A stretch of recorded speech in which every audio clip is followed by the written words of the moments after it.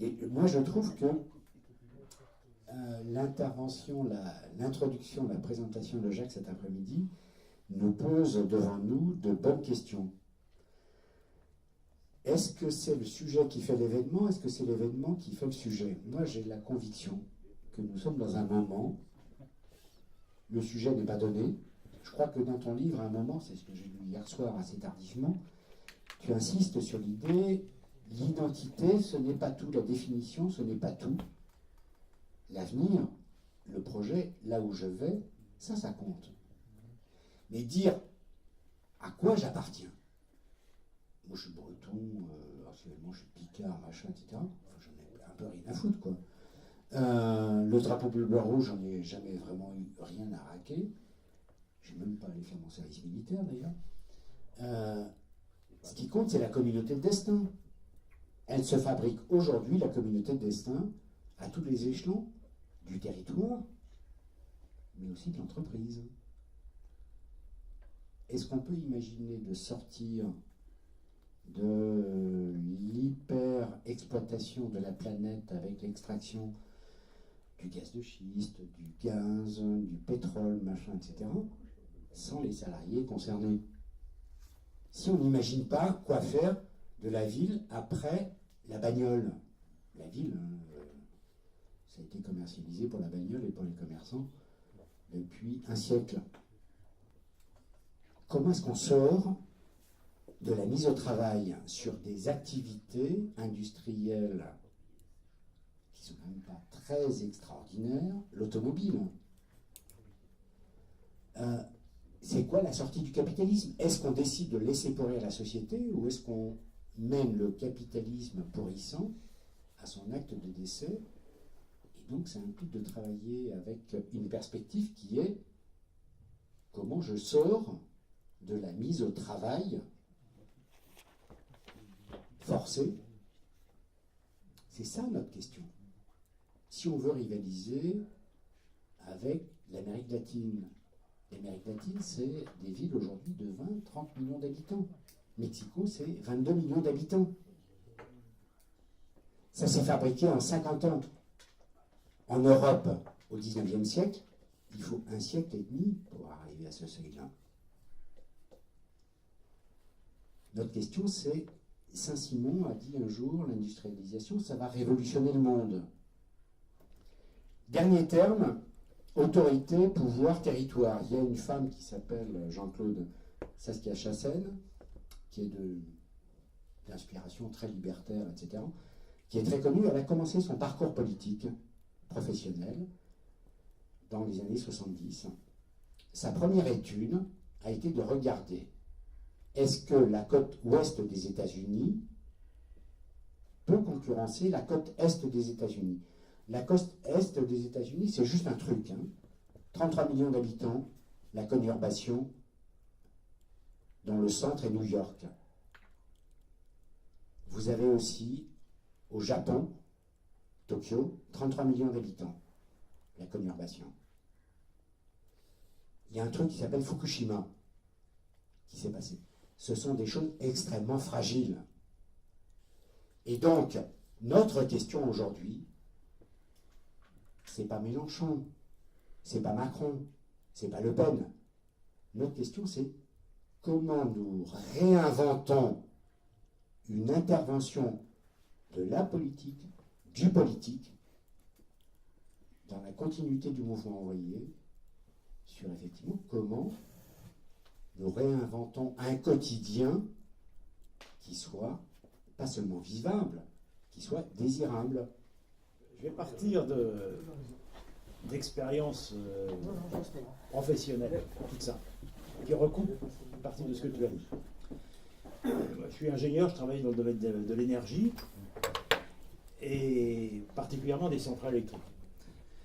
Après, deuxième expérience professionnelle, sur des gros chantiers, toujours à l'étranger, en l'occurrence en Algérie, toujours dans le domaine de l'énergie.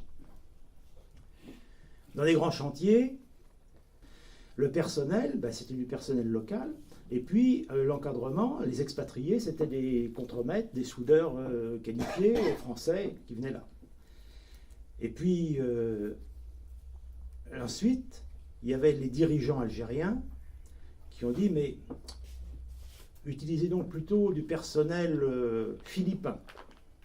Ben, pourquoi du personnel philippin, puisqu'il y a des Algériens, et nos gens, nos contremaîtres, etc., ils vont former des Algériens, et donc ça va pouvoir contribuer au développement local. Et je dis, oui, mais les Algériens, ils font grève, ils sont syndiqués, et tout ça. Alors, sous la pression, et parce qu'il fallait avoir des marchés, toujours pour Alstom, on est passé avec du personnel philippin.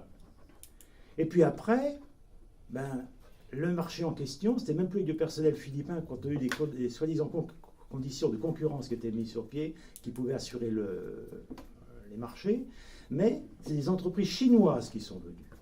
Et parmi les entreprises chinoises, il se disait localement que les travailleurs chinois qui étaient là, ben, il y en avait un certain nombre, c'était des prisonniers, et qui venaient travailler sur ces chantiers-là comme prisonniers parce que ça leur donne droit à une remise de peine.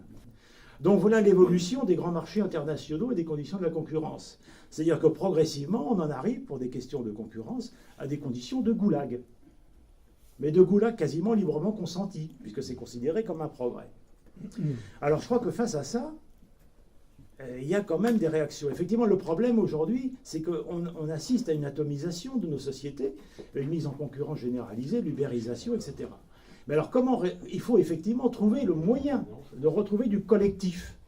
Et là, j'adhère totalement quand tu dis que le collectif, il se passe aussi par la conscience locale, par l'idée de reprendre en main sa vie personnelle, locale, avec les relations que l'on peut avoir, que ce soit au niveau du travail, que ce soit au niveau de la vie, tout simplement, dans le quartier, voilà. Et ça, c'est fondamental. Bon, là, moi, je suis ensemble Paris 13e, 5e, 13e. Aujourd'hui, on a lancé une action, on participe à un collectif d'usagers dans le cadre de la grève des cheminots. Bon. Je parle de ça parce qu'on peut avoir des très grands débats théoriques, mais pour moi, personnellement, la justification de ces débats théoriques, c'est aussi les conditions de l'intervention. Alors, notre collectif d'usagers qu'on a monté, et de façon assez large, c'est étonnant, mais ça a bien marché. On a réussi à faire quelque chose. Et le tract que l'on a fait, que l'on a distribué, qui a un excellent accueil dans la gare, c'était tout simplement, c'est là qu'on rejoint un petit peu la question aussi du populisme, hein, du moins l'articulation qu'il faut trouver entre l'intervention et le côté adresse au peuple. C'était la reprise de la citation de Macron, en disant, qui a dit, une gare, c'est un lieu où se croisent des gens qui réussissent et des gens qui ne sont rien. Et nous, on a repris ça comme en tête du tract, comme titre du tract, et puis on a poursuivi en disant, si vous qui avez envie de voyager, de vous soigner, de vous éduquer, même si vous n'êtes des riens, entre guillemets, manifestez, rejoignez les cortèges des organisations, etc. Voilà. Donc ça, c'est une possibilité d'intervention. Et au verso de ce tract, on avait écrit un texte disant, on est toujours le privilégié de quelqu'un, c'est-à-dire que le locataire d'HLM est privilégié du SDF, celui qui est en bonne santé est privilégié du malade, etc., etc. On est toujours le privilégié de quelqu'un. Et là, on a l'articulation, à mon avis, quand même, entre justement l'adresse à l'ensemble de la population et le contenu politique qui permet de retrouver un sens du collectif. Parce que la défense des biens publics, c'est la défense des biens communs, c'est-à-dire des choses qui nous appartiennent et qui nous permettent de vivre et d'organiser notre vie en fonction du projet que l'on peut avoir d'organisation sociale. Il faut essayer d'avoir, par rapport à ça, quelque chose que d'ailleurs j'encourage tout le monde à lire, c'est ton livre sur la loi travail, le travail dans la loi travail. Marx et la loi travail. Marx et la loi travail, qui fait apparaître les deux façons inséparables d'analyser loi et rapports sociaux définis et les effets dans la vie effective des gens, comment se l'accepter ou pas. Donc la plus-value, ça suppose des gens qui adhèrent à la situation, qui leur permet, grâce à l'accumulation de la plus-value, que pour eux au moins, ils s'y reconnaissent un peu. Donc la plus-value et le fétichisme de la marchandise sont inséparables, ce qui est quand même l'une des trames de lecture si on prend le Capital. Donc chacun doit y trouver son compte, sa frustration, mais aussi son compte, s'y reconnaître, sinon ils ne vont pas travailler. Donc cette situation-là, et celle qui se joue quand on parle après de comment se regrouper politiquement. Puisqu'on va regrouper des gens qui sont insatisfaits ou des gens en partie... Donc il faut arriver à ce que se crée une prise de conscience de ce qui se passe. Alors on a toujours les grands chiffres, la sidérurgie nationalisée, etc. La suite n'est jamais donnée. Où est passé l'argent de la sidérurgie nationalisée une fois, privatisée, renationalisée, et finalement qui ferme parce qu'il n'y a pas eu assez d'investissement, donc ça va être fermé et racheté on ne sait pas quand. Mais là, nous avons, et c'est pas dit, ce qui moi m'interroge depuis maintenant un certain temps, sur les forces réelles de la gauche critique dans cette société. Parce que où est passé l'argent? Ben, on a là l'illustration de la baisse tendancielle du taux de profit et la façon dont les patrons réagissent. Les patrons de la sidérurgie en France se sont fait payer 3 fois la sidérurgie pour investir dans le saut de fer, et ils étaient parmi les principaux investisseurs de la Silicon Valley. Voilà. Et ils sont revenus à travers le fait qu'ils s'étaient investis dans cette branche-là. Donc quand on parle de ce qui se passe, on a quand même un sacré retard dans la façon de décrypter des événements qui ont eu lieu au moment où ils ont eu lieu, ou en y revenant dessus. Deuxième remarque qui est directement liée. Quand on dit qu'il n'y a eu aucun acquis depuis 40 ans de la lutte des classes, c'est quand même assez extraordinaire. Pourquoi est-ce qu'il y a autant d'automatisme, autant de modernisation technologique faite par les capitalistes eux-mêmes alors que ça coûte horriblement cher? Mais c'est le prix qu'ils payent pour faire face à la lutte des classes. Parce qu'ils se sont bien dit, parce qu'ils ne sont pas idiots, ils ont des conseillers. Si on a un plein emploi relatif, on est fichu. Donc, les profits, la plus-value, ça ne sert pas à s'empiffrer, ça sert à durer. Et pour durer, on investit dans de nouvelles machines. Qu'est-ce qui se produit sous nos yeux? Sous nos yeux, nous sommes en retard d'au moins 50 ans sur ce qui était possible en termes de transformation du rapport au travail et au temps de travail.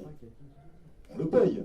Du coup, une série d'emplois inutiles, qui sont des emplois de semi-esclaves, sont utilisés pendant que d'autres font des semaines trop longues. On aurait pu réorganiser des tas de rapports sociaux. Ça suppose simplement que là où il y a 5 équipes pour faire un travail pénible, répétitif, de contrôle et d'ajustement et d'entretien, ben, il y a 10 équipes, et que les gens soient formés pour qu'il y ait des avantages, qu'ils fassent moins de travail en étant payés autant, en ayant une réorganisation des rapports sociaux. Question pas posée. Donc là-dessus, il y a un problème qui se pose parce que nous n'avons plus de projet, c'est vrai. Mais si on se dit qu'on n'a plus de projet préétabli parce que nous sommes dans l'échec, on ne dit pas que le projet reste, parce que l'exploitation reste, et que la domination d'une classe qui est nocive doit être remplacée le plus vite possible.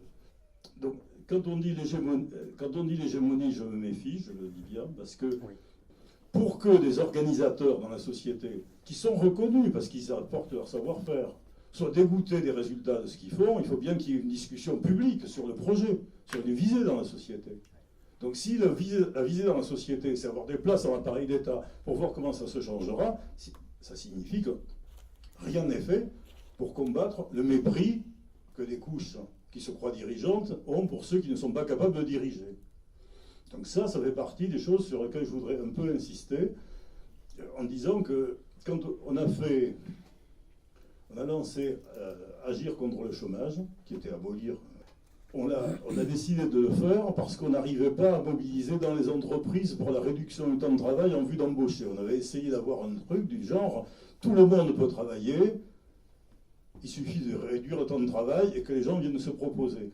Nous n'avons pas pu lancer cette campagne, mais le noyau qui animait ça était divisé parce qu'une partie des gens présents disait « Si je dis ça dans mon entreprise, je perds les élections parce que les salariés pensent que s'ils ont des salaires, c'est parce qu'ils valent mieux que les chômeurs. Et si je leur dis qu'un chômeur peut les remplacer pour qu'ils aient plus de temps libre, ils vont penser qu'on les méprise. » Bon. Ne pas tenir compte de ça dans la division de classe, c'est ne pas tenir compte du fait que l'une des choses qui freine ce que nous avons voulu faire, un front de gauche qui soit à la fois à la base et au sommet, c'est qu'une partie de ceux qui se vivent comme au sommet, même s'ils sont critiques, ne pensent que les gens de base ne valent pas la peine de discuter. Voilà. Et donc nous nous heurtons à nous-mêmes. C'est-à-dire que parmi nous, le frein à organiser ce qui est possible comme débat est très fort. Donc on est devant quelque chose où si on veut dire comment on s'en sort, c'est pas eux, nous. C'est nous, comment nous nous changeons pour isoler les autres, pour les isoler le plus possible. Donc comment est-ce qu'on peut dissocier ça? On ne dissociera pas si on n'unifie pas l'autre classe. Et l'autre classe, elle comporte notamment, alors en Seine-Saint-Denis, elle comporte notamment des gens qui ne sont pas d'origine européenne. Il y a quelque chose dans ce que Jacques a dit qui m'a interpellé, c'est la question de l'État-nation.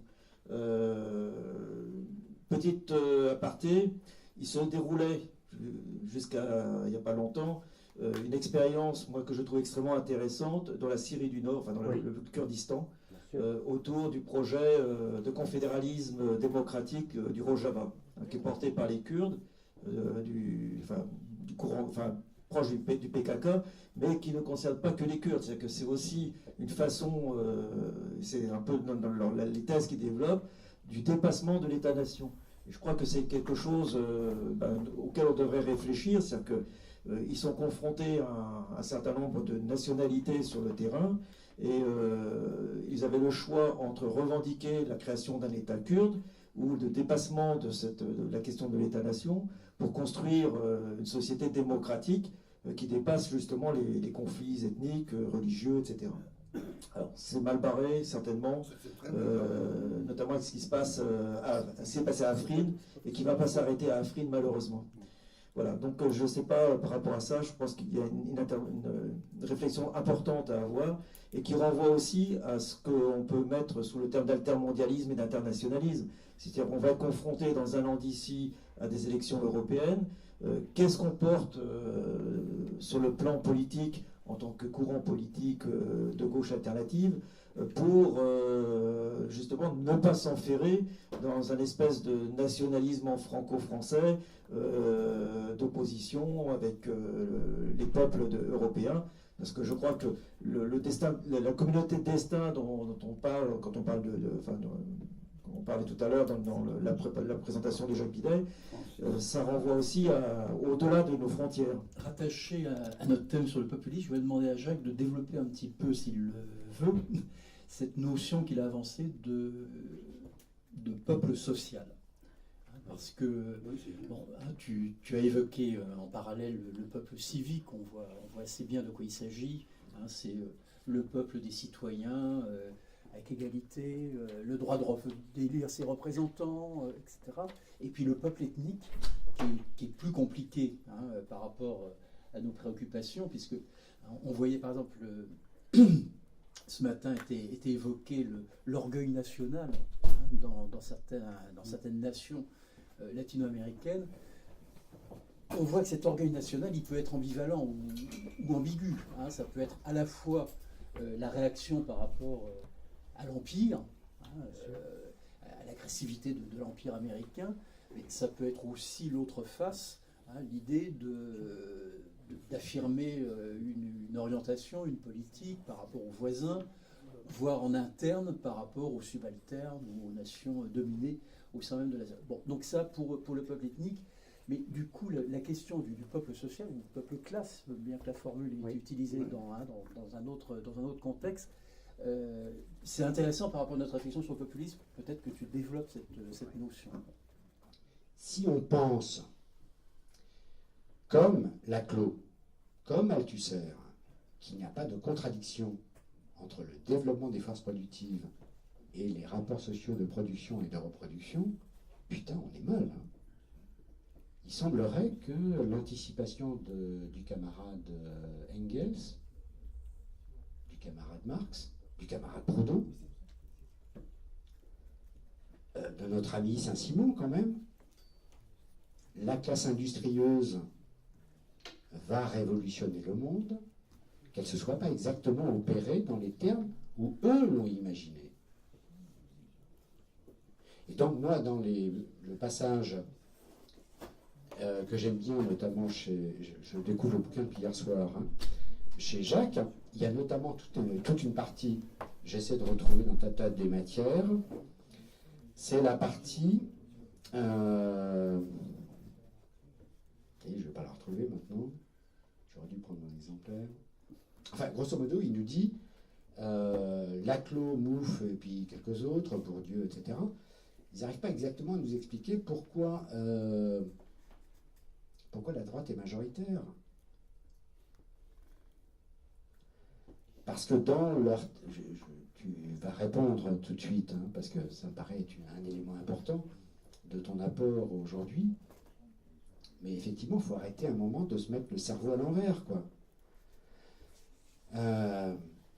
C'est vraiment une question que je te pose, hein, Jacques. C'est pas... Ah là, je voyais que tu ne notais pas. Donc, je me disais, merde, je suis en train de passer à côté de ce que je voulais faire. Voilà. Donc, c'est un peu dans le prolongement de la question de Francis avant. Hein, ça la complète un peu. Mais j'ai trouvé que tes passages là-dessus étaient assez intéressants. Évidemment, les prolongements étaient extrêmement divers. Je ne vais pas entrelacer tout ça, quoi. Il y a 2 ou 3 choses qui ont paru surgir dans cette affaire. Il y a quelque chose autour de l'État-nation et de la nation.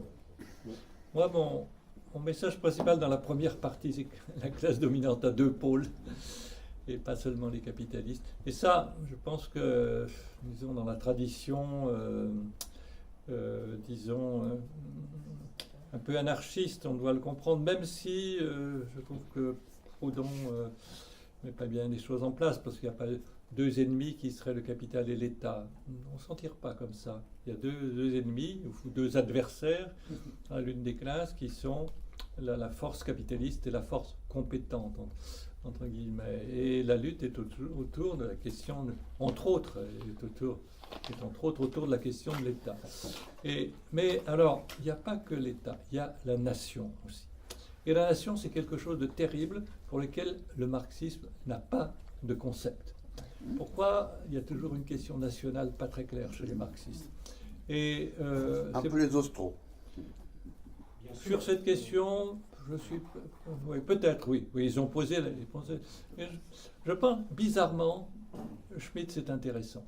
Parce que, voilà, c'est ami-ennemi. Simplement, il se trompe. Parce que la lutte de classe, c'est pas ami-ennemi. Chantal Mouffe a raison là-dessus, c'est évident. Et c'est pas très bien relié les morceaux. Mais voilà, il y a quelque chose d'absolument abrupt. C'est que ces structures capitalistes, ça se construit sur des territoires qui sont bornés les uns par les autres par un pouvoir d'État. Et là, c'est la frontière ami-ennemi. Voilà, c'est à nous. Et c'est pourquoi, autour du monde, il y a toujours des sous-marins atomiques qui fourmillent partout. C'est pas de la rigolade du tout. La lutte pour la paix est absolument fondamentale. Et alors, les frontières, évidemment, ont changé, elles ne sont pas de la même nature. On voit bien que la frontière Europe, c'est aussi terrible, mortifère, etc. On meurt en masse d'un certain côté. Et les fusils sont toujours là. Donc, en même temps, la nation, c'est elle qui vous nourrit avec des pommes de terre et des faillots pourris. La nation, parce qu'il n'y a pas que les classes. On n'est pas simplement en lutte contre une classe dominante, on est en lutte contre une classe dominante dans un espace qui est la nation. Et la population attend que la nation vous nourrisse de la naissance à la mort, avec des pommes de terre et des faillots pourris. Peut-être, c'est vrai. Mais j'ai entendu la même chose racontée au bidas de l'État, de l'armée régulière à Aden, qui n'est plus qu'un fantôme. Et j'ai vu le capitaine leur dire, voilà, vous devez être prêts à mourir pour la nation. On meurt pour la nation parce que, voilà, la nation, elle doit... Bon, alors, il ne faut pas s'étonner qu'il y ait non plus une extrême droite. Parce qu'on n'est pas seulement dans des rapports de droite, de classe, on est dans des rapports de nation. Alors, les rapports de nation, même j'ai entendu mon ami Eugène dire, voilà, on va devoir rivaliser avec l'Amérique du Sud. Je me suis dit, est-ce que ce sont des amis, des ennemis, ou des partenaires, etc. Ça revient nécessairement. Et alors le peuple social là-dedans. Le peuple social, bon, c'est une réalité banale. C'est celui auquel Mélenchon s'adresse en disant les gens. Oui. Mais on ne peut pas dire les gens parce qu'il n'y a que lui qui peut dire. C'est une sorte de pluriel de majesté. Il s'adresse à vous en disant les gens. C'est un mot imprenable. Hein. Imaginez quelqu'un d'autre disant les gens serait ridicule. Mais il veut dire le peuple ordinaire. Dans la langue française, on dit les gens du peuple. Les gens du peuple. Et moi, je les caractérise, si vous voulez, c'est ceux qui n'ont pas de privilèges. Ça ne veut pas dire qu'il n'ait pas des acquis. Mais c'est là où le clivage entre acquis et privilèges, ça ne veut pas dire qu'il n'y ait pas des ambiguïtés non plus quelque part. Faut bien entendre. Mais qui sont, et ça ne veut pas dire qu'ils ne soient pas, qu'ils soient dépourvus de savoir. Ça ne veut pas dire qu'ils soient dépourvus de puissance aussi. Le peuple est puissant, il produit beaucoup de choses dans la culture, les institutions, etc. Mais les individus du peuple sont ceux qui n'ont pas de privilèges. Donc, je pense que je suis dans une ligne de démarcation qui est héritière de Marx en certain sens, mais qui élargit. Moi, depuis longtemps, depuis 30 ans, peut-être plus, j'essaie de reconstruire le marxisme sur une base plus large. Classe dominante à deux pôles, il y a la nation, qui est une structure ouverte, c'est pas un système. Le capitalisme, c'est pas un système. D'abord, c'est parce que c'est ouvert. C'est ouvert parce qu'il y a une lutte à l'intérieur et voir qui. Voilà. Mais par contre, le système monde, voilà, ça ne veut pas dire non plus qu'il n'y ait pas d'ouverture. Si ça devient polycentrique, il y a un jeu différent. Donc, alors, je trouve, pour comprendre ces choses-là, il faut inventer une nouvelle grammaire, si vous voulez.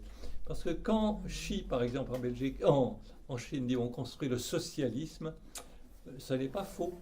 Parce que, pour moi, le libéralisme, c'est la perspective des capitalistes, tout en marché. Le socialisme, c'est la perspective des compétents. Et quand les compétents prennent le pouvoir, ils éliminent le marché, ils font tout organisé, et c'est plus horrible à certains égards. Et le communisme, c'est la perspective du peuple social, de ceux qui n'ont pas de privilèges. Pourquoi ce que j'avance, ce ne sont pas des mots, ce sont des concepts, mais pour faire comprendre ces concepts, je dois mettre des mots. Ou bien je mets des mots qui sont anciens, mais pour un autre usage, ou bien j'invente les mots. J'ai inventé quelques nouveaux mots, par exemple celui d'État-monde, par exemple. Mais voilà, de toute façon, on n'est pas compris tant qu'on n'a pas bien compris Alors, je trouve que Mouffe et Laclos nous informent pas très bien. Pourquoi ? Parce que je pense que c'est mauvais dès le départ. Parce que Laclos, lui, commence par un discours, un langage universel une approche universelle qui est bonne pour toute société. Dans toute société, il y a des dirigeants et il y a des dirigés. Et les dirigés, cultivent leur pouvoir, mais les dirigeants, mais les dirigés, ils sont divers. Donc, ils ont des prétentions diverses et il va falloir les faire converger de quelque part. Mais disons que, et on va construire le peuple en les faisant converger. Mais comme si le peuple n'existait pas d'une certaine manière d'avance, en soi, comme dit Marx. Oui. Même Bourdieu prend aussi ça. Il y a la classe ouvrière il y a le prolétariat sur le papier et le prolétariat dans la réalité. C'est un peu la même idée qui revient. C'est une idée de bon sens. C'est-à-dire, avant qu'on se mette à construire le peuple, il existe déjà. Et il existe dans une certaine diversité, mais il faut l'analyser, cette diversité.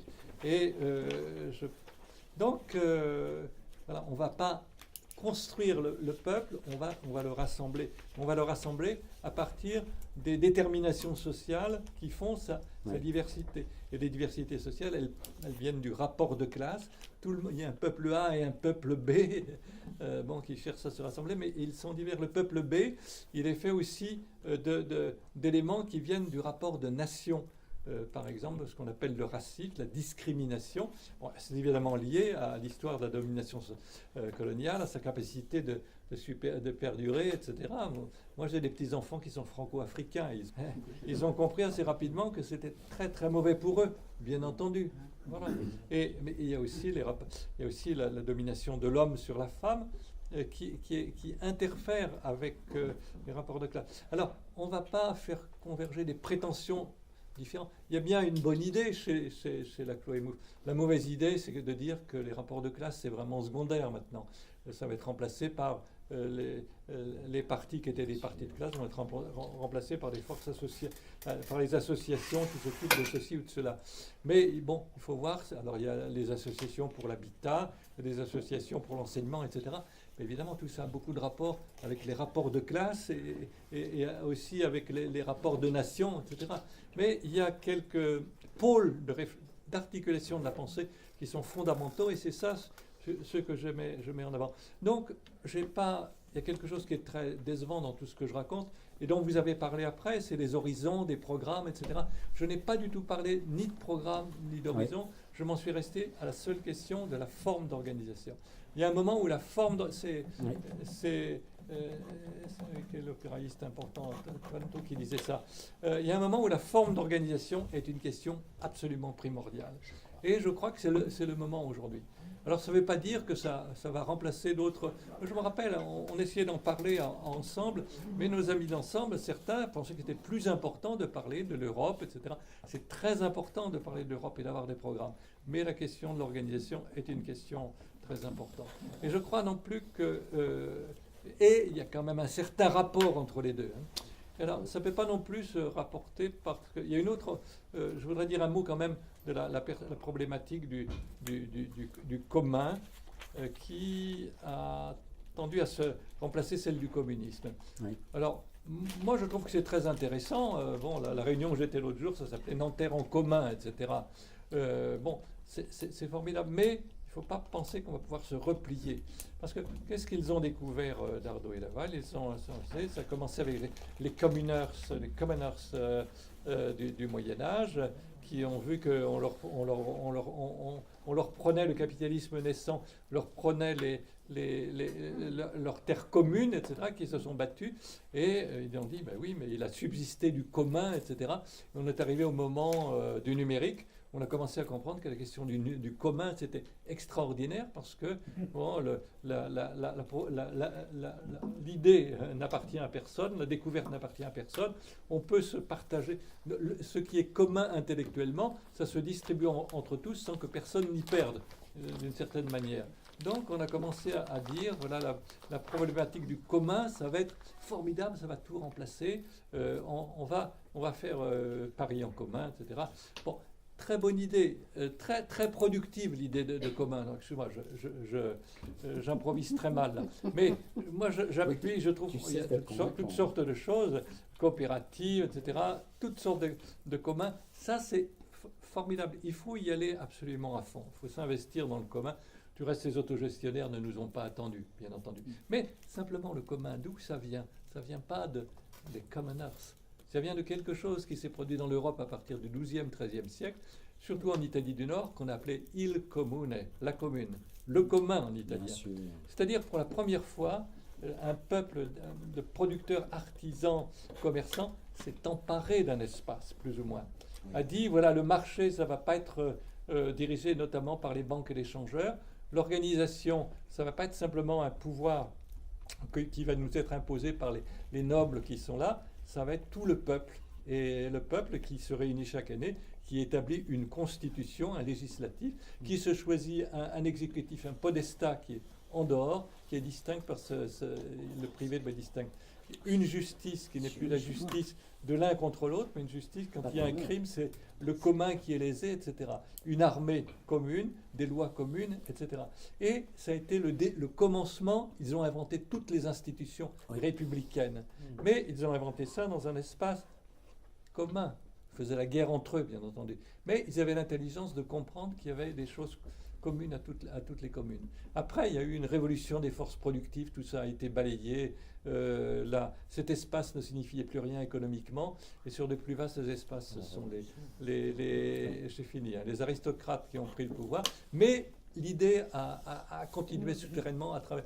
C'est là qu'on a inventé l'art moderne. C'est pas par hasard dans ce XIIIe siècle italien. L'art moderne, même les religions modernes, toutes les grandes hérésies qui ont développé cet esprit de...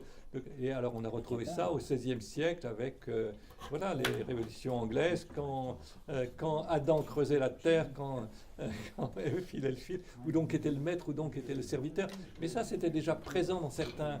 Bon, et ça va jusqu'à la Révolution française, où, voilà, la Révolution française, où la première fois, ça s'applique. Mais en même temps, dans l'espace national, là, c'est la circonscription nationale. On appelle tous à mourir pour la patrie. Et en même temps, c'est l'impérialisme français qui s'impose aussi partout. Donc la nation, voilà, le commun, en fait, la première chose en commun, c'est la nation. Et la nation, ça n'est pas innocent non plus. c'est terriblement agressif, mortifère, etc. Alors, quand on fait des choses en commun, y compris Vicky veut dire, bon, il ne faut pas non plus se faire d'illusions, parce que le peuple se rassemble, mais les compétents comprennent très vite que c'est leur affaire, comme vous le savez. Donc, voilà, dans l'autogestion, il y en a qui sont plus autogestionnaires qu'autogestionnés. Je pense qu'il faut toujours avoir cette tripartition en tête, parce que c'est profond dans la culture. Je vais souvent en Chine, je raconte la même chose aux Chinois. Et je leur dis, vous avez le même structure de classe, simplement une autre histoire. Voilà. Alors en Amérique latine, c'est un peu différent parce qu'il y a des entrecroisements plus complexes, quoi. En Chine, c'est plus simple d'une certaine manière. On sait qui est au pouvoir et pour qui.